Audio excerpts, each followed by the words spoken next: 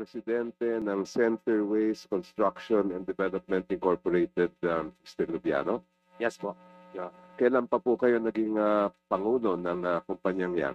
Since 2009 po. So you are familiar with the government contracts that your company has entered into since Yes, the po. time you are president? Yes po. More or less since 2022 hanggang ngayon po, mga ilan ang government contracts ng Centerways as far as you know? Sa pag government po, yung na mga nabig po namin, nasa, I think, from 2022 to 2020, nasa 80 po. More or 80. less Yes, around po. 80 projects. Yes po. Thank you. Saan lugar itong mga proyektong ito? More on Bicol po. Bicol. Yes. Where in Bicol specifically, sir? Sorsogon, Your Honor. Meron kayo sa Sorsogon. Yes po. Meron din po kayo sa ibang mga lugar sa Bicol? Yes po. Depende po sa napapanalunan namin po sa bidding.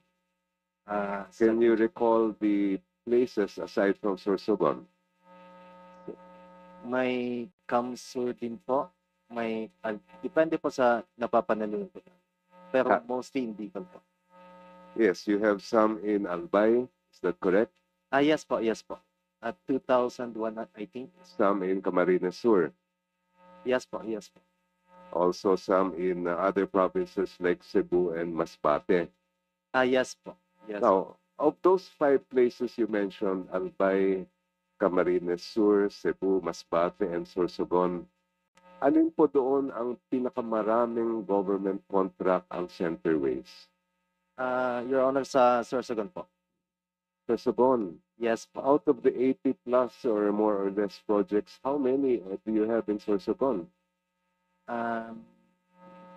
Pwede ko po i-check sa record. But to be exact. Ballpark figure. Sabi nyo, ang pinakamarami ay doon sa Sorsogon. Yes. Siguro mga 30 po, Your Honor. I think. More or less.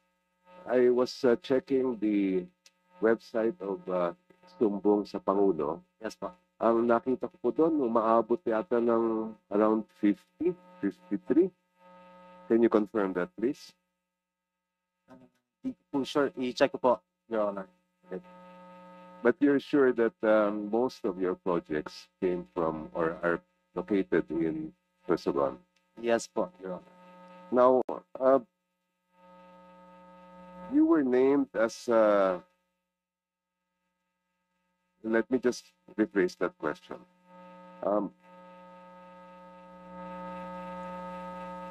Meron po ba kayong kamag-anak, asawa, o kaya kapamilya na nasa gobyerno ngayon? Yes po, Your Honor. Sino po sila? At anong kanilang posisyon? Pa? Sino po sila? Yung sinasabi niyong kamag-anak ninyo. Kapatid ko po, Your Honor. And what is his position in government? Mayor po, ngayon. Sa isang bayan sa Sorsogon. Saan po? Sa Sorsogon. Sa Sorsogon. Aside from your brother or is that sister? Wala po akong sister. Sino pa po? Brother ko po, city councilor din po. Sa Sorsogon. Maliban doon sa dalawang nabanggit ninyo, meron pa ba kayong ibang kamag-anak? Wala na po. Sa government? Sa pagkakaalam ko po, wala na po. How about business partners? Do you have any business partners who are in government? Wala po, Your Honor.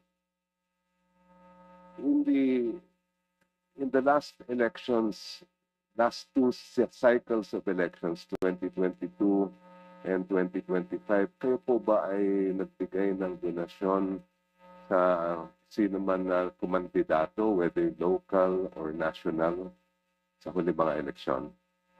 2022, Your Honor? Yes. Yes po, Your Honor. Kanino po yun?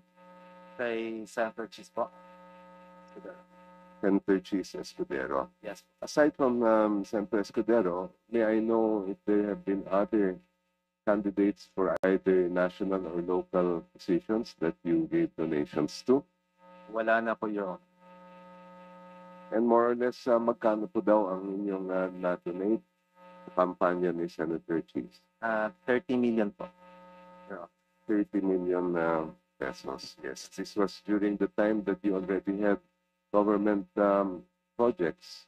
Is that right? Ano po? Sorry, Your Honor.